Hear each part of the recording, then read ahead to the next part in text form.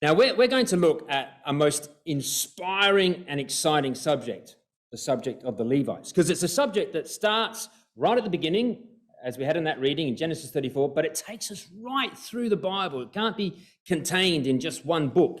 It's a theme that runs through the scriptures. It's wonderful. It really is. It's a big subject, but I've really enjoyed studying it, and I want to share some things with you about the Levites over the course of the weekend. But the first talk is called Relationships and Connections, and I just want to sort of begin by highlighting something which has only really struck me this week, because some things have happened in our lives just in the last week, which shows why this subject is so important to understand and get a grip on. In the last week, we have been made aware, and it impacts on our family, two things. One is a family whose wife, the wife has just upped and walked out and gone. And she's left the husband behind, she's left the children behind, and she says, I'm out. And we don't know where she's gone, we don't know if she's okay or where she is or anything like that. And the relationship obviously is broken down on a number of levels, as husband and wife and with the children, but obviously clearly with God as well. So this just hit me when I was looking through this, ready and preparing for this weekend. And then some very good friends, like very close friends of ours that live in the UK, because that's where we did live for a number of years. Their son has just told them that he wants to resign from fellowship. And the reason he gave was because he just can't or won't build a relationship with God. Work's taken over. It's not as if he's left to go, binging and just into the world, still living at home, but just says, I can't build a relationship with God. So it might turn around, might come good. We hope and pray it will. But it just felt like this subject is as crucial to understand. Here's a man, Levi. We're going to see relationships and connections in his life in a way that is going to impact all of us. And these things I'm telling you aren't the end. It's going to keep going like that right through, I believe, until the return of Christ. We've got to encourage each other to hang on as much as possible. Young and old, all of us in our ecclesias, not just here, but across the ecclesial world. So I think this is a fantastic subject from that point of view. Now, the story of the Levites is a big subject, but I just want to begin by taking you to a passage where our title comes from, okay, in Malachi chapter 3. So just turn to Malachi 3 to begin with. And you know these words well, you probably know them off by heart, because they're so famous. We use these words quite a lot. In chapter 3 in verse 16 to verse 18. But we're going to find reason to keep coming back to this section and to see these words in their application to the Levites, because Malachi is a Levitical book. And all the language in Malachi is Levite language. And the classic section here, just let's read verse 16. Then they that feared Yahweh spake often one to another, and Yahweh hearkened and heard it. And a book of remembrance was written before him for them that feared Yahweh and that thought upon his name. And they shall be mine. Okay, so there's our title. We've borrowed it from here. We're going to see that all these lines are all Levite language. They shall be mine, saith Yahweh of hosts, in that day when I make up my jewels, and I will spare them as a man spareth his own son that serveth him. Then shall ye return and discern between the righteous and the wicked, between him that serveth God and him that serveth him not. So just tuck that away, okay? Just store that up, and we're going to find out each study is going to bring us back here at the end, and we're going to see what part of that relates to our theme. But that's where our theme comes from, the title. Well, where does the story of the Levites begin? Well, it actually begins a little bit before Genesis 34. It actually begins back in Genesis 29. So if you will, come back to Genesis 29, because it begins with the birth of Levi to Leah. Remember Leah? She was the first wife of Jacob, and she was the older sister. And it's quite important to know the background to the story of Levi's birth. Because you remember, Jacob married two sisters, didn't he? One he married because he was tricked, and the other he married because he loved her. All right, and that's a recipe for disaster in any story. And here's Leah. She feels unloved by Jacob, and she's got this incredible jealousy of her sister Rachel and the love he had for her. Whereas Rachel felt unlovable because she was barren. She couldn't have children. And so she's incredibly jealous of her sister Leah and the children Jacob had by her. So jealousy on both sides. And these are his two wives. It's quite a family. Leah craved to be loved like Rachel was, and Rachel craved to have children like Leah had. It's pretty tense, isn't it? Just hearing that, pretty tense. Now, a sense of this tension is found here with Leah's first three pregnancies, particularly in the naming of her children, an event that seems to be left to the women to do. Now, each child that's born accentuates the cravings that Leah had for Jacob's attention and love, and that intense rivalry that existed between her and her sister. Have a look at chapter 29 and verse 32. So here's the first one. Verse 31, when Yahweh saw that Leah was hated, he opened her womb, but Rachel was barren. And Leah conceived and bare a son, and she called his name Reuben. But she said, surely Yahweh hath looked upon my affliction. Now, therefore, my husband will love me.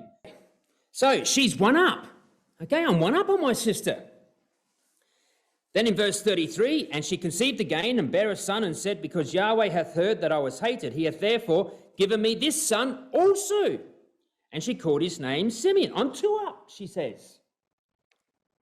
And then in verse 34, she conceived again and bare a son and said, now this time will my husband be joined unto me, because I have borne him three sons. Therefore was his name also called Levi. So she's borne him three sons. And you can feel Leah's need for attention, can't you? And, for those of you who've had that craving for attention, we've all had it, okay? It's all consuming. It just eats you out, takes over every waking moment. And it's eating Leah out here. Now, surely, she says, this time Jacob will do something. Surely he has to take notice of me and be joined to me. Now, I think this tells us a little bit about Leah. I think this is suggesting that family connections were more of a priority to Leah than a connection with God. You get that sense coming out of there? Family connections were more of a priority than a connection with God. And so she has to learn to transcend the rivalry and the competition and the natural lineage that exists through her sons, to rise above all that to a relationship with God. But she's not there yet. She's got to learn that. Her focus was on herself. Each son that she had showed more and more of her self-will rather than God's will. In fact, did you notice that God really isn't even mentioned except to support her own self-will and determination to be loved? Yeah, of course, Jacob doesn't change, does he? Doesn't change one bit. So her fourth son sees Leah make a change.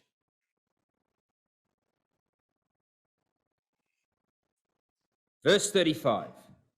And she conceived again and bare a son, and she said, now will I praise Yahweh. Therefore she called his name Judah and left bearing. And you can just see I've highlighted this word now, or the word also. It had been now Jacob will love me. Now Jacob will love me. Finally, the fourth son, now Yahweh will be praised. I will praise Yahweh. Previously, she had said, now this time Jacob will do something. But of course, he never does. He doesn't do anything. So now Leah will do something.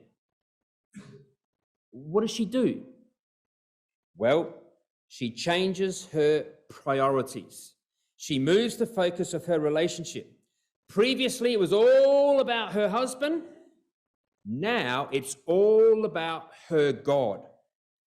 And that in itself is an incredibly powerful lesson to learn, isn't it? That's what life's all about. That's what your life and my life is all about. Learning that a relationship with God is far more important than any relationship we might have amongst our family or our friends. That's the relationship that will hold us true. To accept that the only relationship that really matters, the only one that really matters, whether you're young, whether you're old, is the one that we have with God. All other relationships are assessed on the basis of whether they help or they hinder your relationship with God. And so here Leah, she's beginning to learn this lesson. And ultimately, we know that she did learn this lesson. How do we know that? Well, where was she buried? Where was Leah buried? She was buried next to her husband, wasn't she? In the cave of Machpelah. Next to her husband.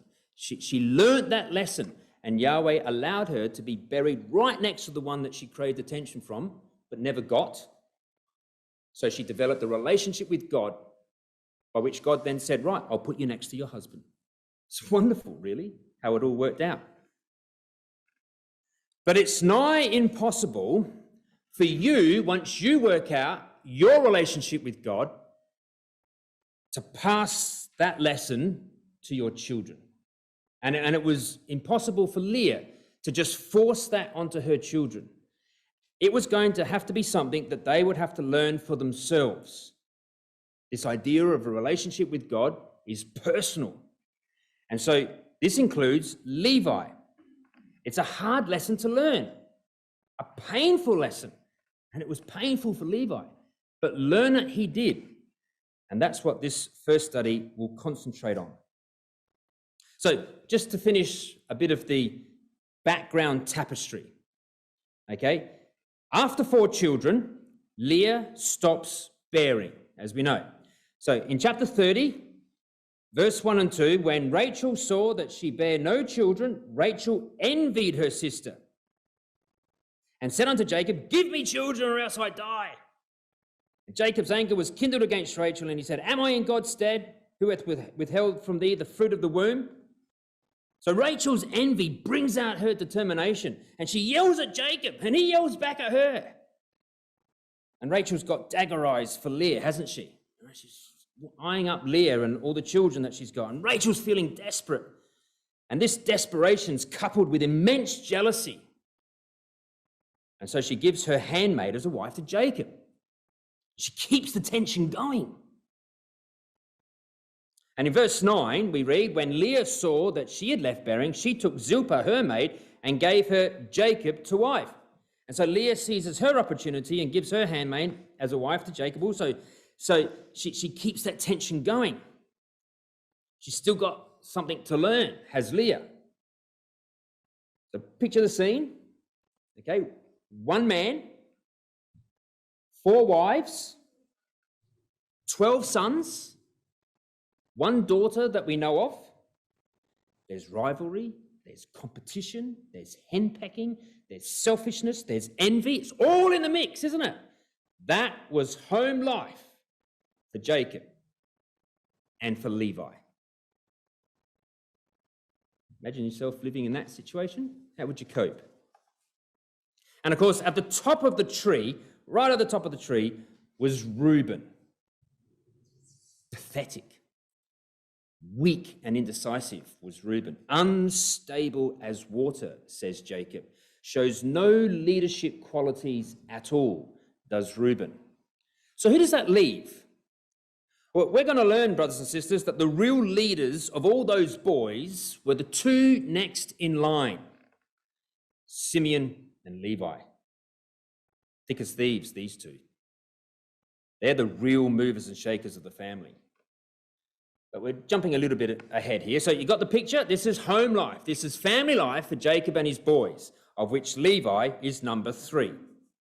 So let's go to the reading that we had. The next incident, the next major incident about Levi is in Genesis 34. And I'm sure you all know this story. It's the story of Dinah, Jacob's youngest child, and only named daughter. We know that he had daughters, but we just don't know the names of the other daughters. So she's the only one singled out by name. And she's a daughter by Leah. Remember that. One of Leah's children. Okay? And she wants a bit of girl company, and she gets all mixed up in boy trouble. All right? Familiar story? Hope not here. But it's a familiar story in the world, isn't it? Well, here, Dinah, she's feeling a bit left out. All the boys are older than her. And she's gone out. And she's found this boy, except that the boy just happens to be a prince. It's no ordinary boy. He's a prince of the local territory where Jacob was dwelling. So we know the story in Genesis 34. What we may not know is, well, why is it in the scriptures? Because it's a bit awkward reading sometimes, isn't it? In the readings. You know, this story and a few other stories are those awkward chapters. How do you deal with this story? Well, I'm going to suggest it's actually the story of two groups of people and two brothers. Okay? Two groups of people have their origins in this story. The two groups of people are the Levites, which we're studying this weekend, and the other group are called the Hivites. Have a look at verse 2 of Genesis 34. And when Shechem, the son of Hamor, the Hivite. Anyone know what another name for the Hivites was elsewhere in Scripture? Do you know? I don't mind if you answer from the floor, to be honest. Anyone know where the Hivites come up again? It's really interesting. That's why I'm asking if you know. Okay. Worth coming out then, wasn't it? Huh? Hivites. Do you know the other name for the Hivites was the Gibeonites? All right, Joshua chapter 9. They are also called Hivites. Okay? And these two groups of people are poles apart in this chapter. You've got the Levites and the Hivites, okay? And they are poles apart. But over time, over a long period of time, we're going to see how those two groups of people get right up close to each other and join together. It's a remarkable story, okay? How those two groups of people start so far apart but get joined together. So that's one story that has its origins here.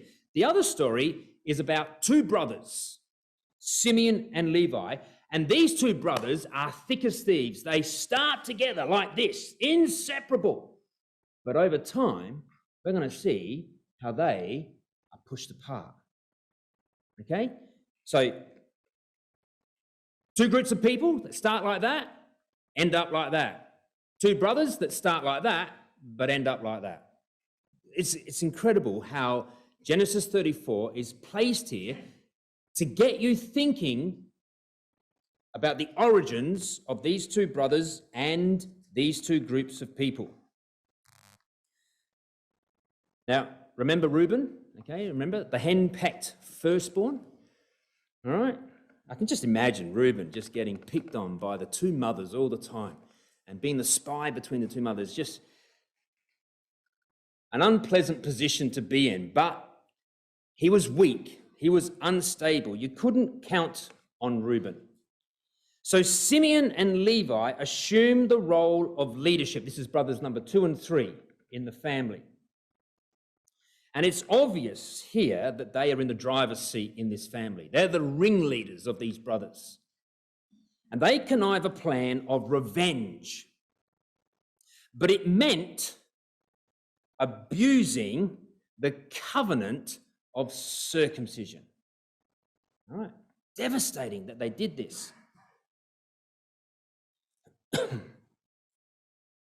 Now, what was their reasoning for this act of revenge? Well, in verse 2, we read, "And when Shechem, the son of Hamor the Hivite, prince of the country, saw her, he took her and lay with her and defiled her." So Shechem, has his way with Dinah. He defiles her.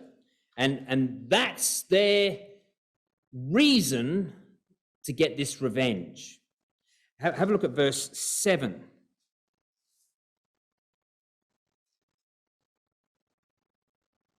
"And the sons of Jacob came out of the field when they heard of it, and the men were grieved," upset. They were very angry, very wroth. Why? "Because he had wrought folly in Israel in lying with Jacob's daughter, which thing ought not to be done." Okay, hadn't Shechem heard of proposing first? Quaint idea in the world today. Proposing first, then marriage, before getting physical. And we can agree with the sentiments and can understand their anger, Simeon and Levi. But what's their true motives? Well, look at verse 13. "And the sons of Jacob answered Shechem and Hamor his father deceitfully." Okay, so this is hiding their true motives. What they said here isn't actually the truth of their motives. It's deceitful. And they said, "Because he had defiled Dinah, their sister." In fact, they say this 3 times. Right, you may like to jot them down there. Verse 27, "The sons of Jacob came upon the slain and spoiled the city because they had defiled their sister." Verse 31, "They said to their father, and they said, should he deal with our sister as with a harlot?" No humility, no apology, just should he deal with our sister as a harlot? In other words, our actions are justified. Got it? That's how they talk to their dad. All right. Now, look at those 3 statements, and out of that, deduce what was their issue. What was their issue? And from those 3 statements, which all say the same thing, there's 2 possibilities. 2 possibilities. Number 1, that Dinah had been defiled. I mean, that would be the reasonable possibility, wouldn't it? That their sister had been humbled, that their sister had been defiled, and that angered them. But I'm going to suggest, brothers and sisters, that the real motive was because it was their sister. Okay? You see, Dinah was the full-blooded sister of Simeon and Levi through Leah. And if you read the rest of the scriptures and you have a look at the lives of these boys, they actually didn't have a problem with humbling women. Okay, Simeon ends up marrying a Canaanitish woman, probably even one of the women from sacking this city. Okay, Genesis 46 verse 10 would be a note to jot down for Simeon, where he got his wife from and how he treated women. And we know Judah's treatment of women in Genesis 38, don't we? He also marries a Canaanite, but it's also clear he's got, other bits on the side, has Judah. A fact that Tamar knew very well and uses it to her advantage. So I don't think you can tell me that their problem was that their sister had been defiled. That really isn't their issue. They don't have too much of a problem with that because they do it themselves. Their problem was because it was their sister. And I'm going to suggest that natural relationships were more important to Simeon and Levi than a relationship with God. Huh. Where have you heard that before? Doesn't that sound awfully similar to Leah? I mean, this is just the echo of Leah coming down into the next generation. And to demonstrate the truth of this, brothers and sisters, these two boys went and took one of the most sacred covenants God had given and abused it, twisting it to their advantage without any recognition of its importance or meaning. So we need to just stop just for a brief moment and say, well, what was the meaning of the covenant of circumcision? What was it all about? Now, I know we say that it's the cutting off of the flesh, that it represents the removing of the foreskin of our hearts, and that's all true and right, as seen in Romans and Colossians through the Apostle Paul. But I want to just pare it right back to basics, go right back to the time that it was first given in Genesis 17. So let's go back to Genesis 17 briefly, where this covenant was given. Because the timing of this covenant holds the key.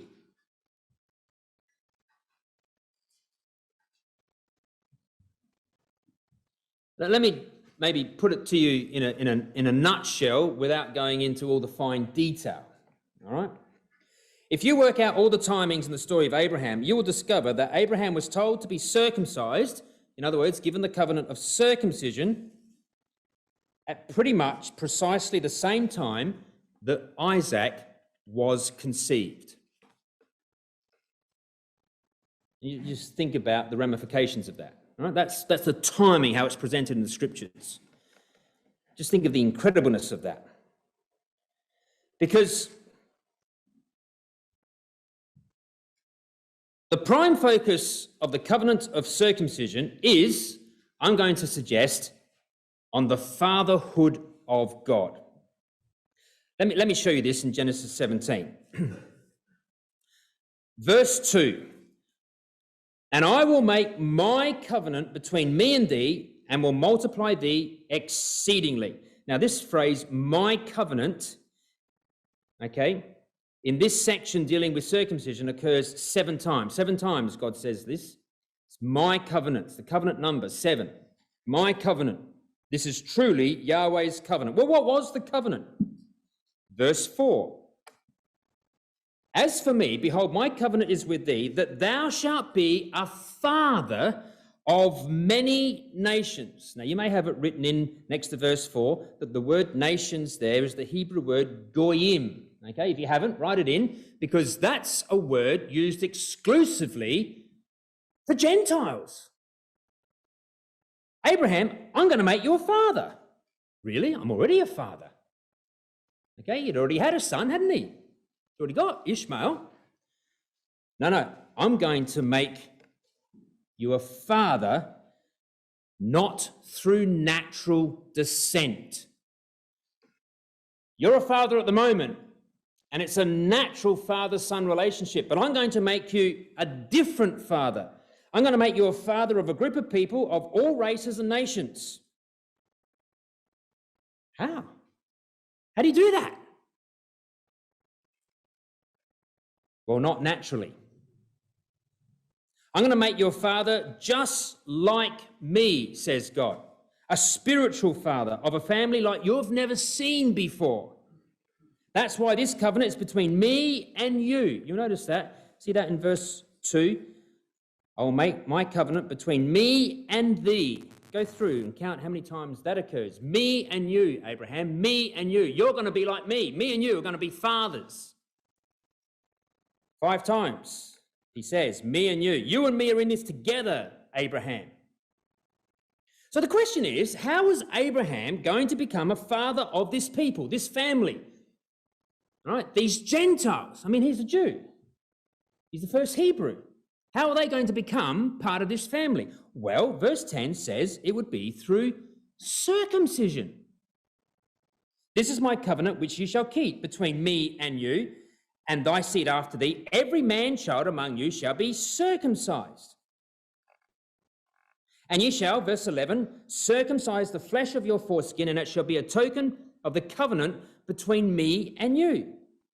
So Abraham would cut off a piece of skin that defines a man's fatherhood.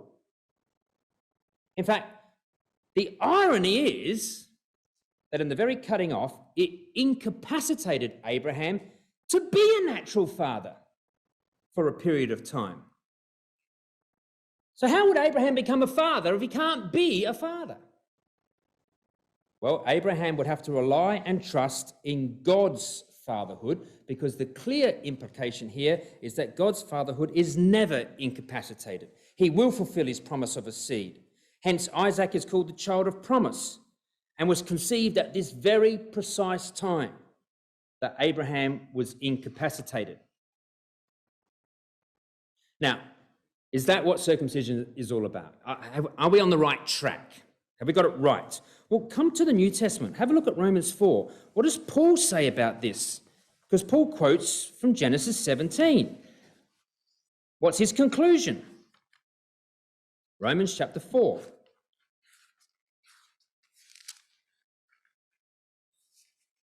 Verse 11.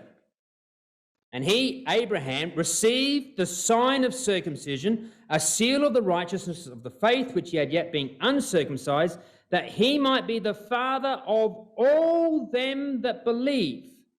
So it's not just limited to Jews. See that? It's you as well as me. All them that believe. Abraham, you'll be the father of them all. And the sign of circumcision proves this. Though they be not circumcised, that righteousness might be imputed unto them also. Well, what sort of father? Come down to verse 16. Therefore, it is of faith that it might be by grace, a father by God's grace. Remember that phrase? Me and you, me and you. 5 times that occurred in Genesis 17. It might be by grace. To the end, the promise might be sure to all the seed, not to that only which is of the law, but to that also which is of the faith of Abraham. Now notice this, who is the father of us all. How is Abraham your father? Clearly not through natural descent. You see, the whole sign of circumcision was about becoming a father, but not by natural means. So the very natural means of becoming a father was incapacitated, to prove the point. And so in verse 17, as it is written, so this is a quote from Genesis 17. He proves his point by going back to Genesis 17. I have made thee a father of many nations. Okay, we saw that word was goyim, Gentiles. It includes you and me here tonight, brothers and sisters. And then it says, before him whom he believed. Now, the phrase before him, you'll notice in the margin, it actually has 2 definitions. And I think the one in the margin is preferable. Like unto him. Who's the him? Well, it's God. Like unto God. I'm going to make your father like unto me. You see that? That's what God is saying him. The word before means to stand in the presence of or to be in the likeness of. And I think that second usage is what's being meant here. Abraham, you are going to be in the likeness of me, in your capacity as a father, a spiritual father. So Paul's exposition of Genesis 17 tells us that circumcision is a seal of Abraham's faith in the fatherhood of God. And it's not limited by natural descent, but it's motivated by faith and grace and can cross races and nations. And here's Simeon and Levi saying, well, we're not really all bothered about the fatherhood of God. We're not interested in that. We don't understand any of that. That's not our concern, they said. Our concern is about the fatherhood of Jacob, our father that flows through by natural descent into our little sister and shares the same mother as us. And so they took that sacred covenant that defines the very intimate relationship that one can have with God when they accept him as their father, and used it in their malicious, cruel plan to seek revenge for their natural sister. Can you see this idea of connections and relationships sort of building to a crescendo? in the story of Simeon and Levi? They had one focus only, that of natural relationships. It consumed them. It ate them out to the total exclusion of God. That's how we started with Leah, wasn't it? It just ate her out. She craved attention from Jacob until she learnt to change. And in order to accomplish their evil goal, they gave a false message of hope. Come back to Genesis 34. They gave a false message of hope. Remember, their answer was deceitful.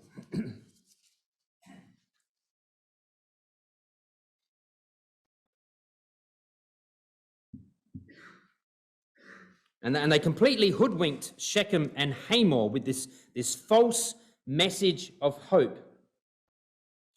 Okay, in verse 16, they said, "Then we will give our daughters unto you, and we will take your daughters unto us, and we will dwell with you, and we will become one people." One people. Okay, they gave this feigned sense of peace. Have a look at verse 21. Well, actually, in verse 22, just to stay on that theme of one people, Shechem and Hamor took that message back to their own people and said, "Hey, look, they told us we can do this. Okay, only herein will the man consent unto us," verse 22, "for to dwell with us, to be one people if." So they took that false message back. They fully trusted in that and took it back to their own people and conveyed this sense of being unified together. And in verse 21, they also said that the sense we got from Simeon and Levi and from all those brothers was that they're a peaceable lot. Okay, they just want peace with us. They got no cruel intent whatever. Didn't detect anything like that. They concluded that Simeon and Levi and the whole family of Jacob were a peaceable lot, not realizing in the slightest that inside Simeon and Levi's hearts there was nothing but cruel, vindictive rage. They disguised it. And in this story, brothers and sisters, in this story, Shechem was more honourable. Have a look at verse 19. "And the young man deferred not to do the thing because he had delight in Jacob's daughter, and he was more honourable than all the house of his father." You see, Shechem kept his promise. He knew the meaning of sacrifice, did Shechem. He had prepared himself to accept it. He was predictable because he was dependable. He knew the meaning of sacrifice. Now, I want you to just tuck that thought away, and we'll come back to that, I think, Saturday night, all right? The meaning of sacrifice. Shechem knew the meaning of sacrifice, but Simeon and Levi, they didn't know the first thing about the meaning of sacrifice. They took the soft option, the coward's battle. They really were a bunch of sick cowards, these two boys. In fact, in verse 30, Jacob says, "You've made me to stink like a bad offering. Instead of a sweet-smelling savour, this one had an odious, gut-wrenching stench about it." You know, the stench that makes you want to vomit is what Jacob is saying. "That's what you've made me feel like," he says about his two boys. No, there's not a shred of self-sacrifice anywhere in this story from Simeon or Levi. Even the trade negotiations are shown to be selfish to the core. You know, all bartering, okay, and as a business owner, I know a bit about bartering and negotiations. All bartering and trade negotiations have a bit of give and take, don't they? All right, a bit of give and a bit of take. All right. Now, Shechem and Hamor say as such in verse 8 and 9 and in verse 12. Okay, so verse 8, "And Hamor communed with them, saying, The soul of my son Shechem longeth for your daughter. I pray you, give him to wife. And make ye marriages with us, and give your daughters unto us, and take our daughters unto you." And then in verse 12, "Ask me never so much dowry and gift, and I will give according as you shall say unto me, but give me the damsel to wife." And you can see in verse 16 and 17 that Simeon and Levi answer in kind. They say, then we will give our daughters unto you, and we will take your daughters to us. A bit of give and take. Okay, that's what a negotiation normally has, a bit of give and take. But what actually happened? Notice what happened in the story, brothers and sisters. Have a look at verse 27. So give and take, and then Simeon and Levi, give and take. What actually happened? Have a look at verse 27. The sons of Jacob came upon the slain and spoiled the city because they had defiled their sister. They took their sheep, they took their oxen, they took their asses, they took that which was in the city, they took that which is in the field, they took all their wealth, they took their little ones, they took their wives captive and spoiled even all that was in the house. It was never about giving anything. It was only about take. There was never any intention of giving anything. Selfish to the core, just take. It's mine, it belongs to me, in their revenge. So, what have we learned about Simeon and in particular, Levi from Genesis 34? Well, their relationship with their sister was more important to them than their relationship with God. Now, just as you're reading that, just put yourself in this equation. How are you tracking in your relationship with God? Where's it at? Okay? Their relationship with their sister was more important to them than their relationship with God. They willingly abused the special covenant of circumcision. They gave a false message of peace, of being joined together. It's a bit ironic, really, because what does Levi's name mean? Joined. No intention of joining whatsoever had Levi.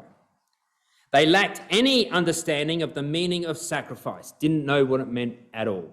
Their sacrifice was one that stank. Never intended to give, only to take. So that's our introduction to Levi. Great start, isn't it, for a series? This is Levi, not a particularly nice one, is it? Well, let's leave Genesis 34 for now. Years pass by, okay, and the terrible things that happened to Joseph have occurred, and all the amazing things that happened to Joseph have also occurred. So we're going right forward in history. The family has been saved from the famine. They're all now in Egypt. And now we get to Genesis 49. And Jacob is on his deathbed. He's about to pass off the scene. He's going to give his last words, okay? Final words to his boys.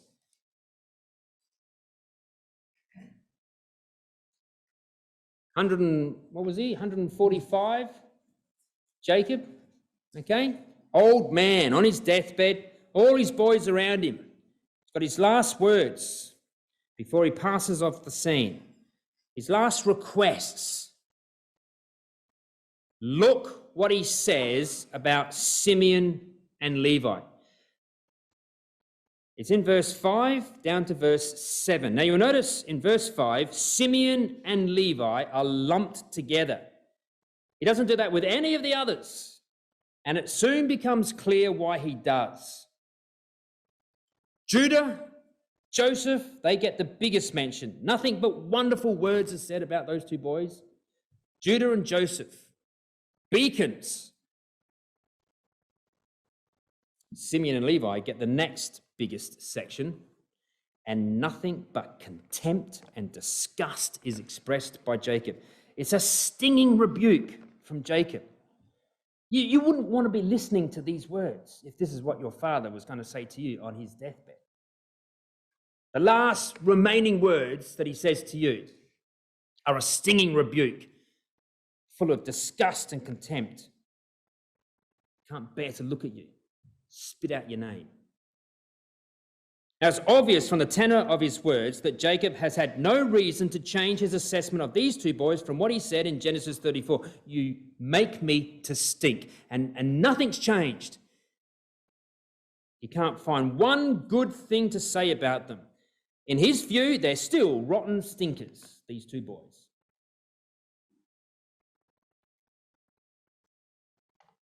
And yet here he is in the scriptures. Well, I don't have too much time to do this, so I'm going to try and just briefly go through a couple of these points here in Genesis 49, give you a taste of Jacob's blessing to Simeon and Levi. All right, hang on to your hats, because it's not a blessing, really. It's a curse. This is how it comes across. It's called Jacob's blessing, but really it's not. If I was receiving this, I wouldn't take it as a blessing. Okay, but it's under the context of Jacob's blessings. So in verse 5, it says, Simeon and Levi are brethren. Of course they are, thick as thieves, as we've said. Instruments of cruelty are in their habitations. Okay, instruments of cruelty. This is just a fancy way of saying they loved using swords. Right? They loved the sword and they used it for revenge. All right? Oh, my soul, says Jacob in verse 6. Can you feel the pain? Can you feel the anguish of this old man? The deepest sigh from this old man, full of despair for these two boys.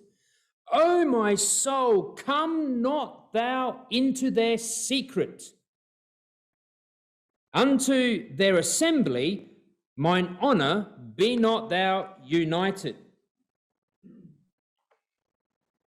Be not thou united. This word assembly,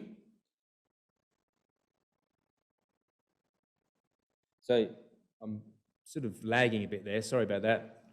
The slides must be something to do with the computer, I think, but they're coming through half a second after I'm speaking.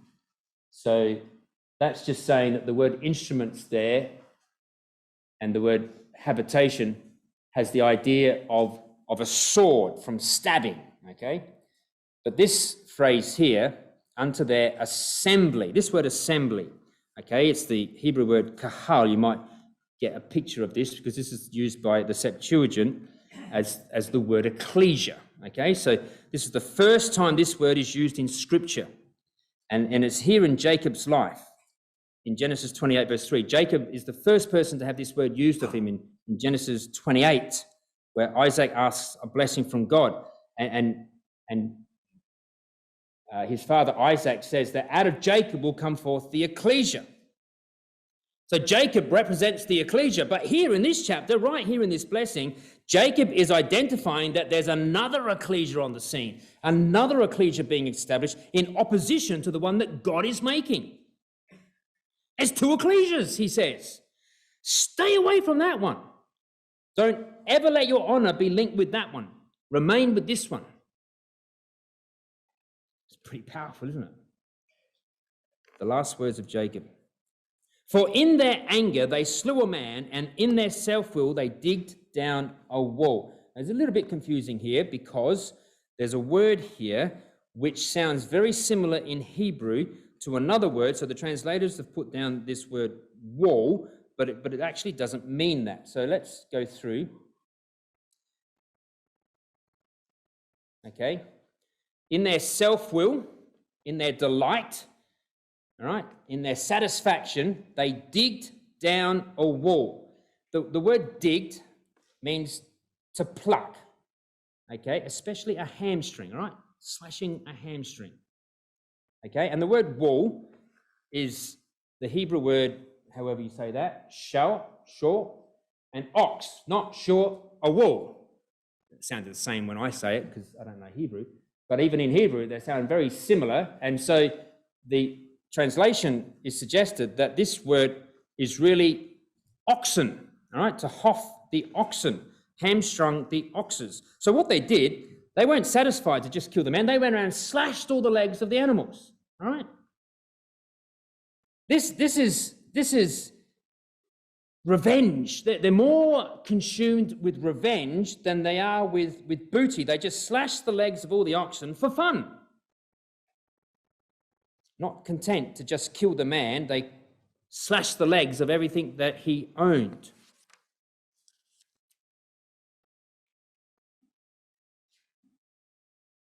I will divide them in Jacob and scatter them in Israel. Now, this here is quite remarkable because Jacob looks at these two boys who have been locked together like this, and he says they need to be separated. We need to get these two boys apart because if they stay together, the rest of the tribes are going to be wiped out. These two boys need to be pulled apart. It will not survive, these two boys.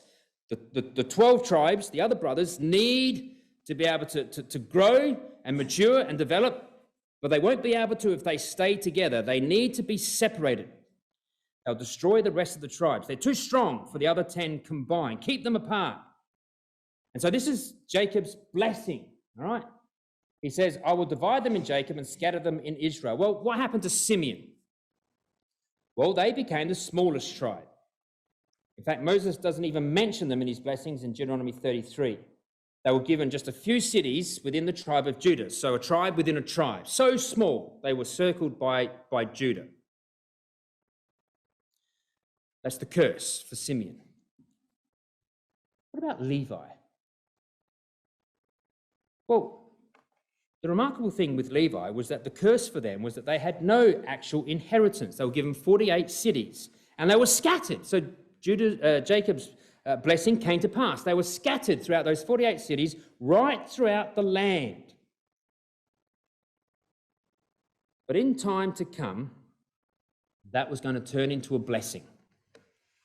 But we won't know that until study 4, okay? But that's just something to tuck away. So what an indictment. Simeon, Levi, separate. Can't keep them together. What a legacy. What hope was there for either of these two boys? Would you like to be one of those two boys? What hope was there for either of these two boys? Destined for destruction, the two of them. Well, more time passes. There's 250 years in Egypt or so. There's 40 years of wanderings.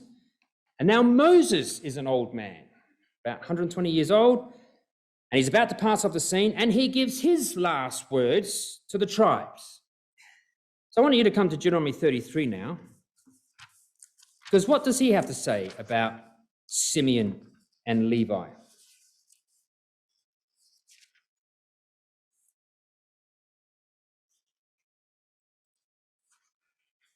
Well, this is so remarkable. It's astonishing, really, because in Deuteronomy 33, the first thing to notice is that he's got nothing to say about Simeon at all. Simeon's name's not mentioned here in Deuteronomy 33. Simeon gets no blessing from Moses. The second thing to notice is that Levi is mentioned. But astonishingly, remarkably, incredibly, it's the most glowing endorsement you could possibly get for a blessing. Absolutely remarkable. Rather than not being able to find one good thing to say about them, Moses can't find one bad thing to say about this tribe. It's a wonderful blessing, a remarkable blessing, one that displays the most amazing turnaround in any of the tribes. From Genesis 49, where we've just come from, there's a summary of Genesis 49 and the blessing that Jacob gave. You would look at that and think there was no hope for that boy. And yet here in Genesis 33, Moses says, I can't find one bad thing to say about this tribe. An astonishing turnaround.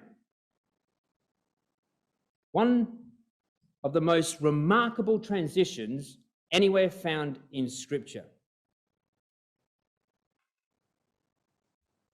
So the suggestion is that out of those two boys, out of those two men, they're really men when I say boys, they're old enough to hold a sword, they're a man, they've got married, they've got kids of their own. Out of those two men, one changed. One changed remarkably, and he infused that change into the tribe that bears his name. Now, we haven't really time to go through Moses' blessing.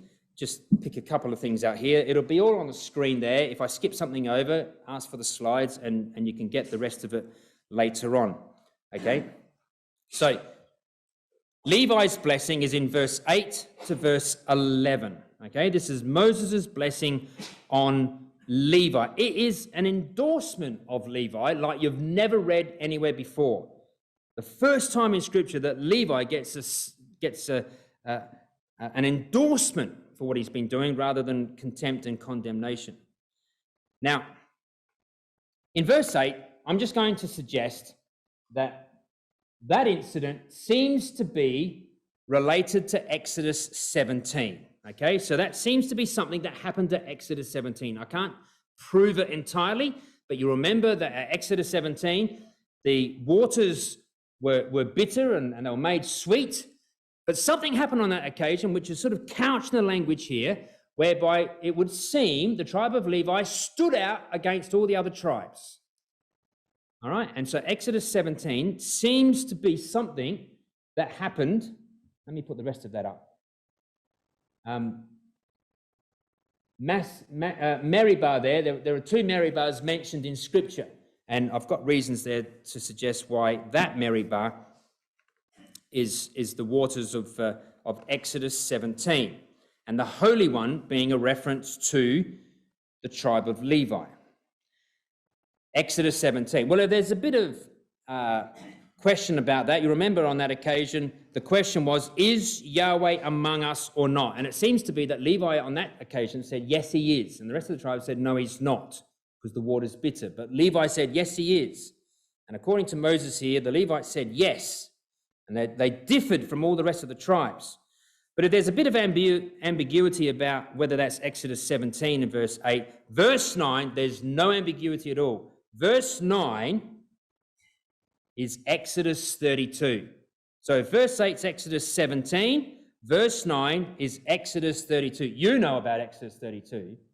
That's the golden calf, isn't it?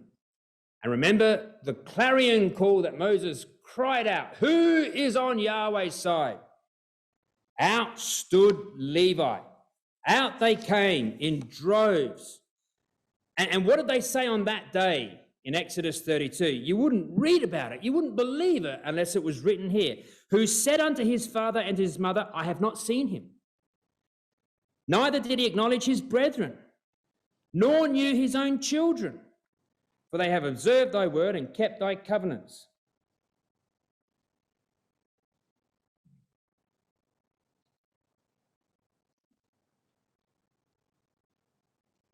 Can you see what's being said here, brothers and sisters?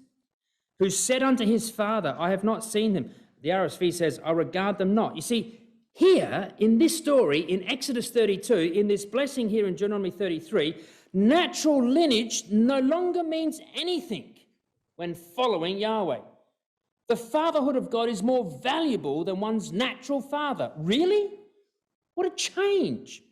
Who is my father? Who is my mother? It doesn't matter. Are they on Yahweh's side or not? That's the distinguishing factor. If they're not, kill them.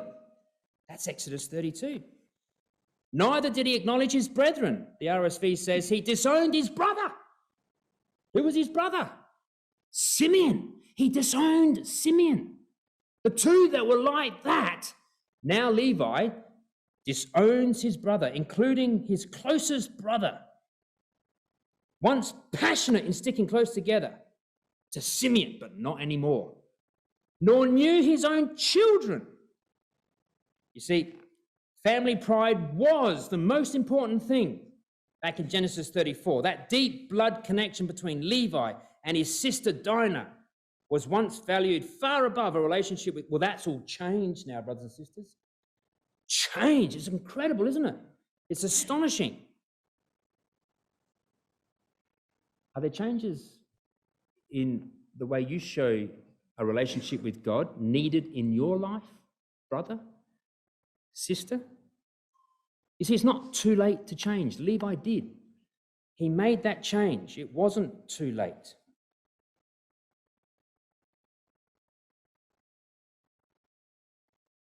I'm not going to go through all of these because time is beating us. So we'll be coming back to some of these through the course. So here's the summary of Moses' blessing. Simeon is not even mentioned. They called Yahweh's Holy One, verse 8, who the rest of the nation chided against Massa and Meribah. That's Exodus 17. They stood with Yahweh in the matter of the golden calf and killed brother, mother, sister.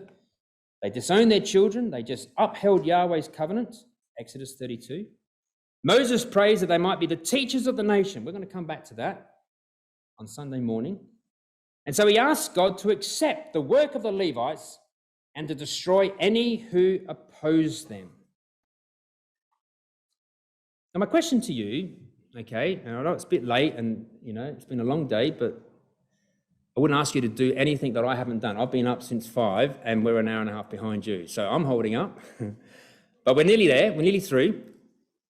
Where did Levi change? Because there was a change. Has to have been a change somewhere. No good thing said. No bad thing said. Where did it happen? How did it happen? Ever thought about it? Now, I don't know all the answers to this, but I'm just going to put some suggestions here. Okay, go home, sleep on it, have a think about it, come back tomorrow and we can have a chat about it. And just where did this change? It's between the lines. There's no actual incident that sort of singled out, light bulb moment for Levi. We know that he was a ringleader in putting Joseph into the pit. And it's quite interesting to go back to the story of Joseph and find out that when Joseph learnt that Simeon and Levi were the ringleaders, because he didn't know that to start with, but he found that out on the day that they came down to buy corn. He found that out. When he found that out, he separated Simeon from the rest and held him back and made Levi go home. Now, Simeon was the second born. He was the second oldest. It was Simeon he had helped. You ever thought about why Simeon? He's endorsing what his father had said. These two boys need to be separated. I need to break them apart. Jacob said that. Now Joseph is doing exactly the same. Simeon needs to be held apart from Levi. And so Levi goes home and he hasn't got Simeon beside him anymore. And for however long they were back home, until the corn ran out, Simeon wasn't there. Who was Levi next to after Simeon? Who's the next in the family? Well, I think that there's a strong possibility that Levi becomes attached to his next closest brother, Judah. And Judah, we know, went through a reformation. He's changed, is Judah. Judah's on the road to reformation. And Levi's starting to see the need to change as well. And he begins a change in himself, does Levi. And then he instills that into his children. And one of his children, his youngest daughter, I believe, was born down in Egypt, Jochebed, okay? She's a daughter of his old age. She doesn't know the Levi that's cruel and vindictive and vengeful. She doesn't know that Levi. She knows the Levi that's changed. And she makes the changes to the family of Levi. And of course, she has 3 wonderful children. She marries Amram, and they have Miriam, Aaron, and Moses. And this becomes the kernel to the change in the tribe of Levi. And of course, the questions that the Levites answered are, is Yahweh among us? Exodus 17, yes, he is. Who is on Yahweh's side? Exodus 32, we are.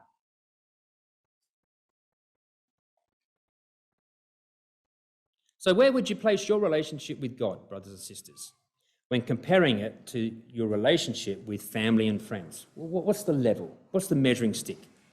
That's really the essence that comes out of this. Is there a relationship that we're holding on to that hinders your relationship with God? Are you holding on to something that's holding you back? Are we prepared to change so our lives are in accordance with Yahweh's ways, regardless what anyone else thinks? Oh, mum says I shouldn't, or dad says I shouldn't. My friends are saying this. Is that more important to you than what God says you should do? Levi had to learn the hard way.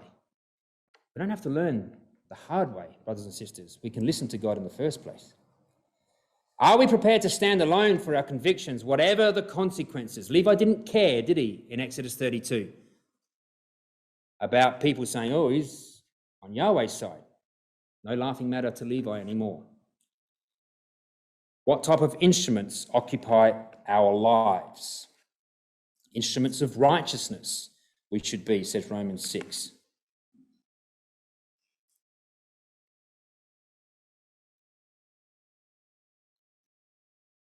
You know, it's exactly the same. I've got one more slide. I want to come back to Malachi chapter 3. Remember we said every line of Malachi 3 is Levitical. What parts of tonight come out in chapter 3 of Malachi? What's the part that relates to what we've seen tonight? That we can take home, go to bed, sleep on, pray about, think about as we draw our day to a close by talking to God, as any relationship needs. Do you talk to God in a relationship with God? You need to talk to him. Talk to him tonight and talk about these things. Well, this is the one that I thought of. At the end of verse 16, a book of remembrance was written before him for them that feared Yahweh and that thought upon his name. You know, names are the best means of identifying a person.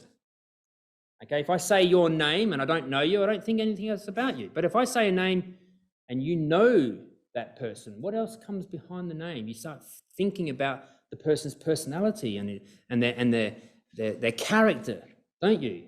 And their warmth and their kindness, if that's the type of person, or their cruelty and their rage, depending on what character that person is. You say the name and it triggers all of those things. That's what a name does. What about Yahweh's name? What does that trigger for you when you hear Yahweh's name? Do you have feelings for Yahweh and his name? You see, to constantly think about Yahweh's name is to think about him as a being, as a character, as a personality in our everyday lives. And then the second phrase comes out in verse 17. I will spare them as a father spareth his only son. You probably need to just circle the word only. All right? What's that saying? What it's saying is that God wants to treat you as his only son. But he wants to treat you as his only son. And he wants to treat you as his only son. That's special, isn't it? All of you are his only son or daughter. That's a connection and a relationship with God, brothers and sisters, that we're aiming for. And by God's grace, when his son returns, his only son, will be there because of his only son. But he's going to treat you like he treats his only son. I can't wait for that day, and I know you can't either. So let's, in the meantime, make the most of our opportunity to build that relationship and connection with God.